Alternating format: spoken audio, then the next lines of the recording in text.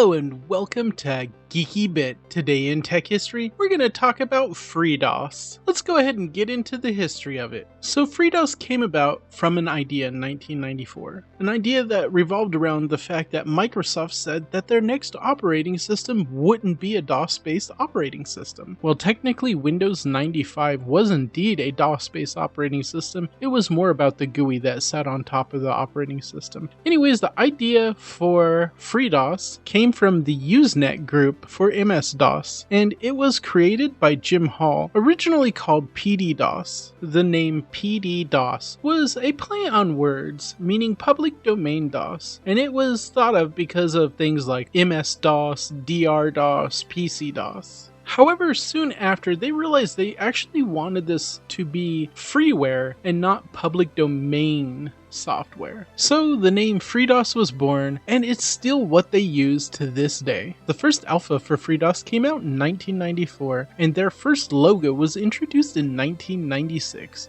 By 2006, 1.0 of FreeDOS was released. FreeDOS is completely open source. Anyone can view or edit the source code, and it is able to run MS-DOS applications, and FreeDOS, the organization, also works to get old DOS applications moved to open source. With all of that out of the way, here's my story about FreeDOS. Around 2002 or so, I found out I could flash an ATI Radeon 7000 GPU to be on Macintosh firmware, but I needed a PC to do it with DOS. Unfortunately, I didn't have a DOS operating system disk anymore. In fact, not even a DOS boot disk of any kind. In doing research, I found out it wasn't easy to get a legal copy of MS-DOS anymore, as it wasn't sold new, and to get it used off eBay cost an arm and a leg. I found out about FreeDOS though, and was willing to give it a try. So I downloaded myself a copy of FreeDOS. I made a boot disk, and I used it to flash the firmware with the firmware flashing software. The video card flashed perfectly, and everything worked great. I was so excited and happy that that happened. From that point on, I used FreeDOS whenever I needed to have DOS on an x86 system, and over the years I found out that it's worked fairly well for all of my DOS needs, and I've been really happy with it, still to this day. So here are my thoughts about FreeDOS.